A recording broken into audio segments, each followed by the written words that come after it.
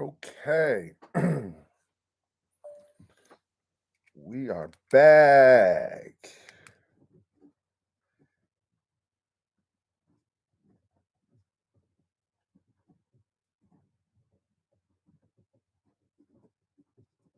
This is the Catch Up with Coach. My name is Coach Malik Hall, and today is National Letter of Intent. National Letter of Intent. Um, National Signing Day, more specifically to football, college football. And so as we jump in, the signing day, what a glorious day. It's like corporate espionage at its highest level um for athletics, as especially for it to be amateur, air quotes, because as it once were, you would always have to worry about losing a primetime player the day of signing day, because you're not the only one who thinks he's primetime, and you're not the only one calling him, say, hey, we didn't get your letter in. I just wanted to talk to you. Now, the rules used to be you couldn't contact the kid on signing day. You can't show up on the kid days before signing day. Are those rules still the same? I don't know. But that's not where we're going with this. So, today's signing day, you don't have to wait for the fax machine, waiting near the fax machine, none of that stuff no more. What you got to have is a bag man. And if you do not have a bag man and you are a top 25 team, you don't have the gleam. And what does that mean? That means you're probably not getting a top 100 kid unless you have something different outside of a check, a bag. What difference?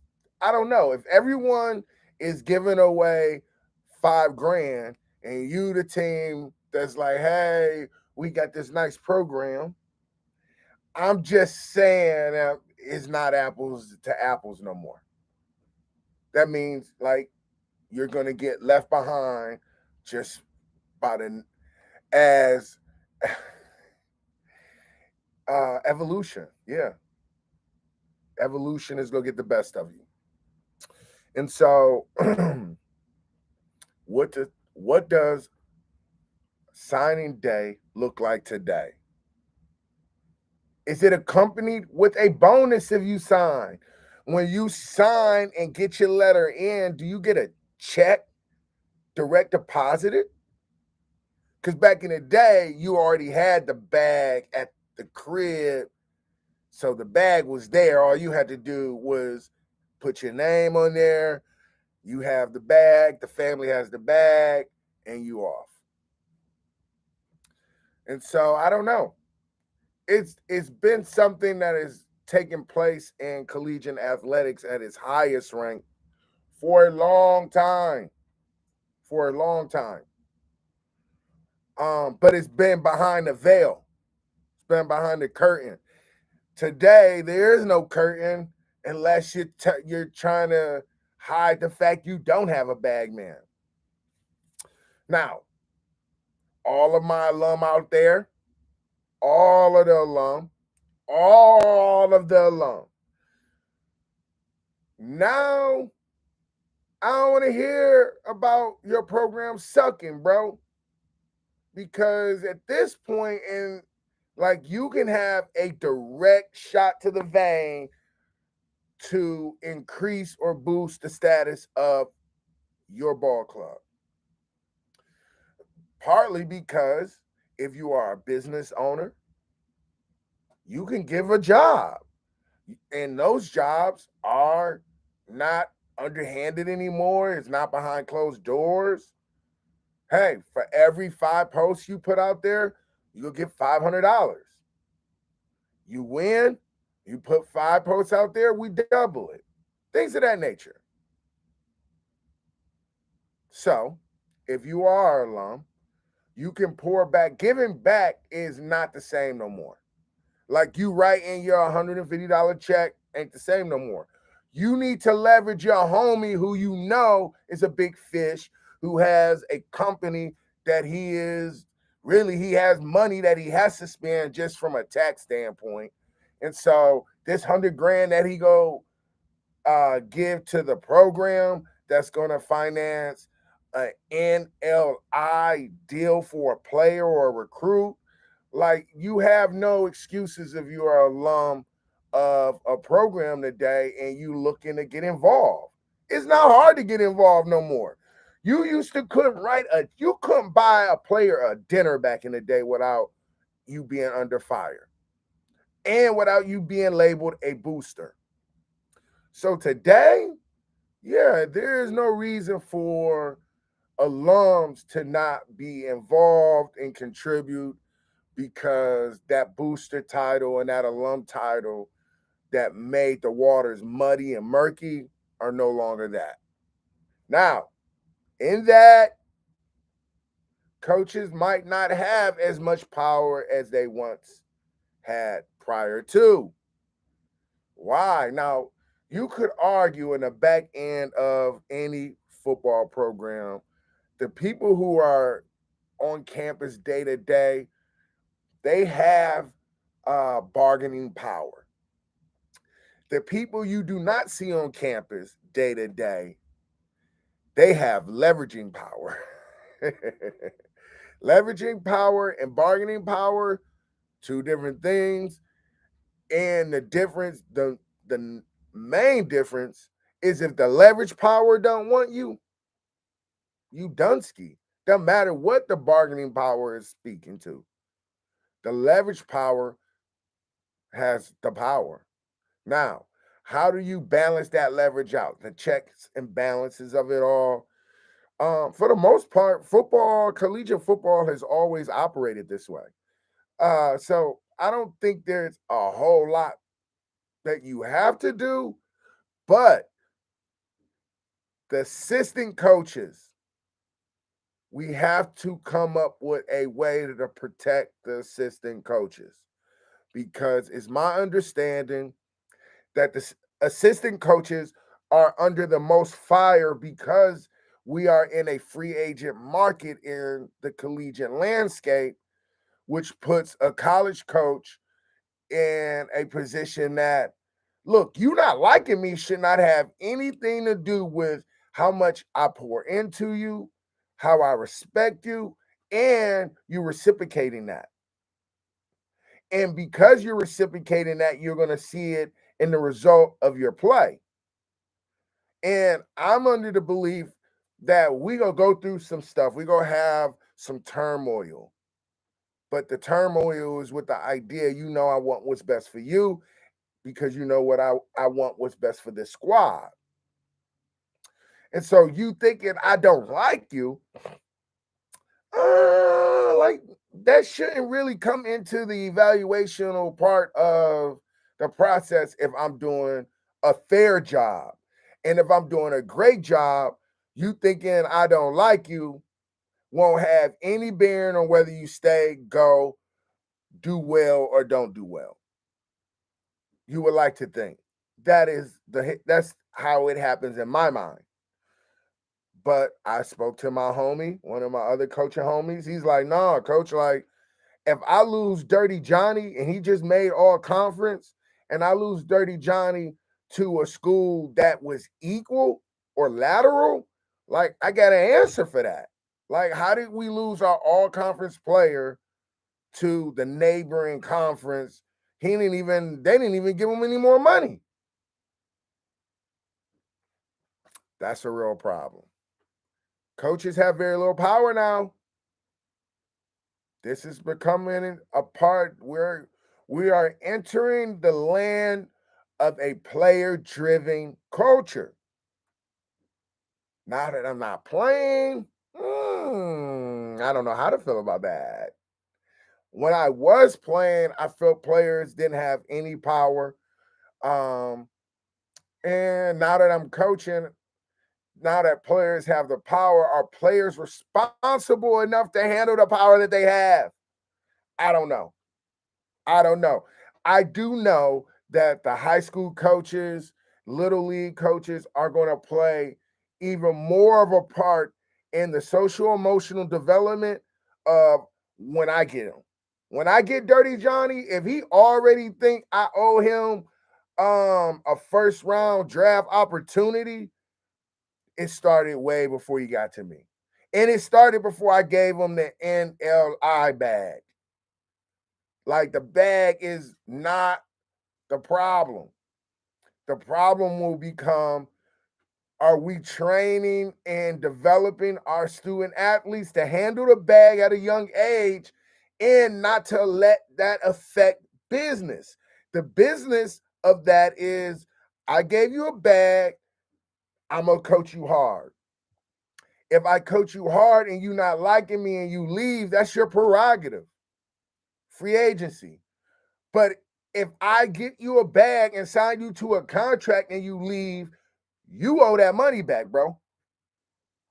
And it won't have anything to do with whether you like coach or not.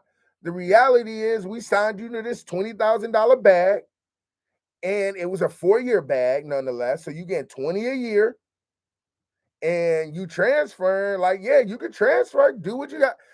I can't stop you from transferring, but my legal dogs over there, when you transfer, you'll have the papers in the mail saying all amounts due,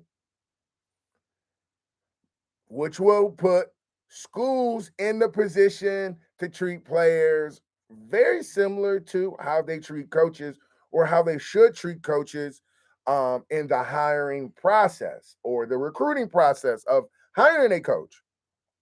Because in some cases, if I have a buyout on my contract and a school wants me, that school has to buy that contract out for me even to participate in their program or in their in the process sometimes.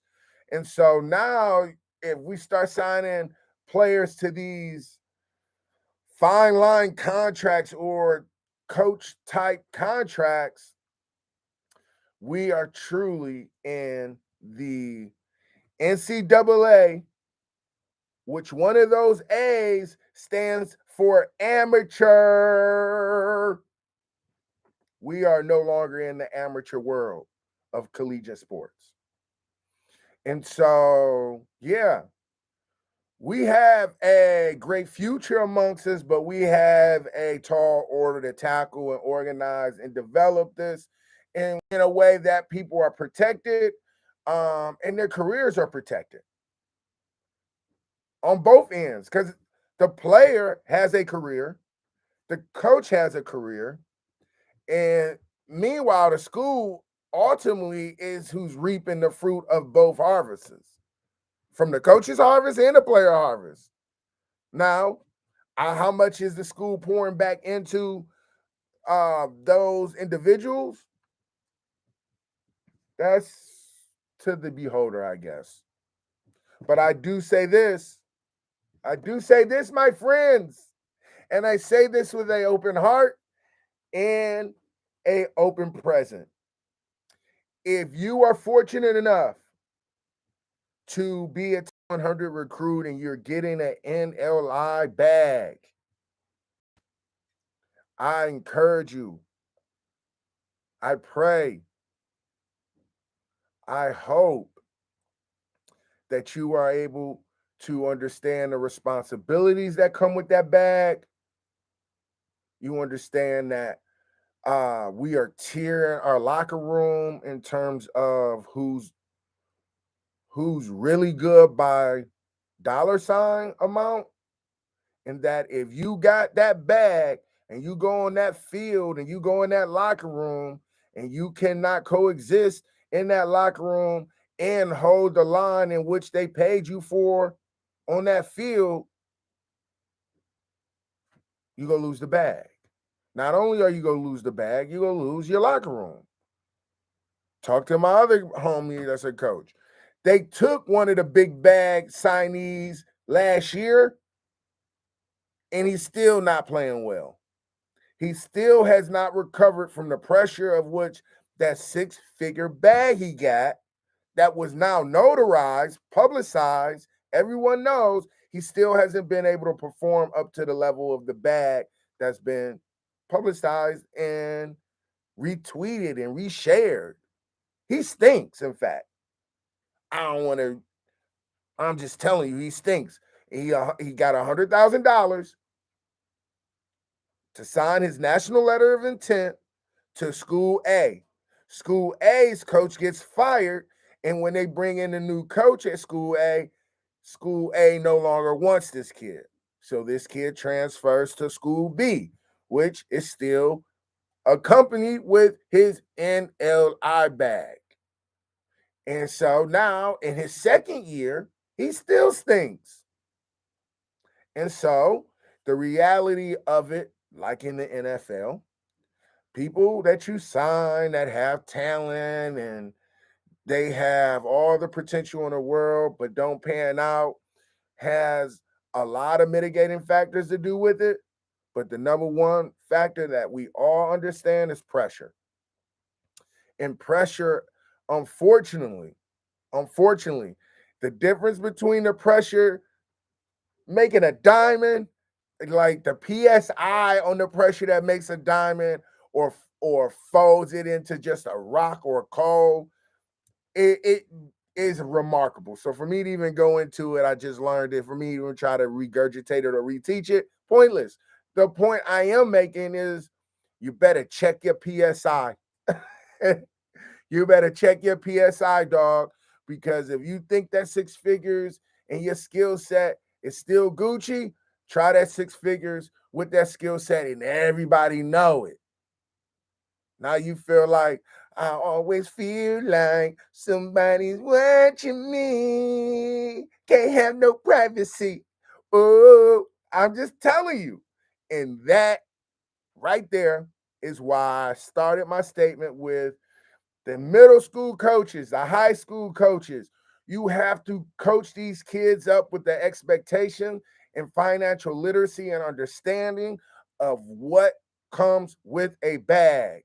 When Diddy said more money, more problems, people really couldn't wrap their mind around it because it was like, throw your rollies in the sky, wave them side to side. Keep like that's all we could like, I want more money because I want more problems. Okay. With the more money that comes more problems, can you give us more production? Because that's what people are looking for. And so, as I evaluate the signing day, and I remember and I go back in my time machine, my DeLorean, and I punch in my numbers of signing day and remembering like, oh man, I hope we can get this kid. I hope we can get this kid. I hope we can get this kid. Now I hope the check right. I hope the check right. I hope Mr. Moneybags took care of the check. Because if he didn't take care of the check, we not gonna get this kid to sign. And it's bidding wars out here, people. It's bidding wars. I'm gonna tell you that. And some of these bidding wars don't sleep. Contracts, players, coaches, and everyone in between. I encourage everyone to start talking real business to the parents, to the coaches, and to the middle school students too. Cause this ain't gonna change. And I got a coach who I played with. He's turning his middle school players. He's giving them NFTs. Like so, as a middle school student, he is structuring his middle school football kids to understand what an NFT is and that you have an NFT. So it's your job to grow this NFT athletically. So when you get your NLI deal, like that's just gonna double. So in the seventh grade, as a football team, shout out to my man Coach Mac. We've had him on the show down there in South Florida, where football ain't no Johnny messing around or Johnny, let's have a fun day with the family. Like if you're doing this because you bleed this. He is creating a financial literacy around NFTs. NFTs, I still don't know the acronym for it. What I know it means, ching ching. NFT, ching ching, NFT, ching ching, NFT, ching ching. That's all I know. And I think he has a seventh grader that know more about NFT than I do. and how to grow his NFT so that it can capitalize when it's National Letter of Intent signing day. That's empowerment. That's social emotional leadership. And I'm saying that if we do not do it at a ground level before the seed is a plant, before the plant becomes a tree that can be harvested and be sought after and looked and retweeted and reshared, we have to give them a strong rooted foundation and where we're going, where the economy is going, where the culture is going. Yes, athletics is transactional. That's not about to stop. So you're going to have some people who are good with people to make that these transactions still be about people and to do what's best for the people. Even though they may not do what's best for the product or the machine, it was with the idea and the evaluation that we foresaw in this individual that makes us feel like he can give us something. And so I just hope and pray that everyone learns where their sweet spot is as a family and a recruiting, as a recruit in that family, that you identify maybe I am not a national letter bag person. So don't go to Bentley College talking about what's my NLI deal. Because that's probably not the lick. I'm just saying, when my light goes off, those are indicators. That's like God telling me, preach, brother, preach. Anyway, okay, now that's what we're talking about. So, colleges, small colleges, big colleges, coaches, players, parents, administrators. Remember, you don't have to like where the game is going, but the game is going in that direction. And so, whether you like it or not, I beg and pray and hope that you get on the right side of this, not for you, but for the people that you coach and that you play with and that you say you care about. It's a few things that I'm sure of. No coach goes out and says, hey, watch me mess this up. Watch me call a bad game. And the second thing I know for sure is neither do players. So, with the idea that no one's going out there to mess it up and no one's going out there to show you how they're going to mess it up, find a way to not mess this up because we are in the new market. Do not mess up an opportunity that you have and an opportunity that you can give to someone because you are in your own way of what you don't like. It don't matter if you don't like it. I don't like it either because I'm like 20 years late for my NLI deal. So what? Hey, man, my name is Coach Malik Hall. This is Catch Up with Coach. You are officially caught up on National Signing Day. So if you are an alum of any institution, you better go on and send them the $25 and put on there in parentheses, tag it NLI. Whatever you can give, but everybody got to give something if you want your team to be something. That is apparent today. And everybody don't come from something. So it is a like more than a blessing and a boost for some families that they can come away with a money deal based on their skill set that they've been working on since 9 years old. They got 10,000 hours. So give them their 10,000 hours worth of money based on the value in the program and status that you live on. Until next time, I'm Coach Hall. You are officially caught up.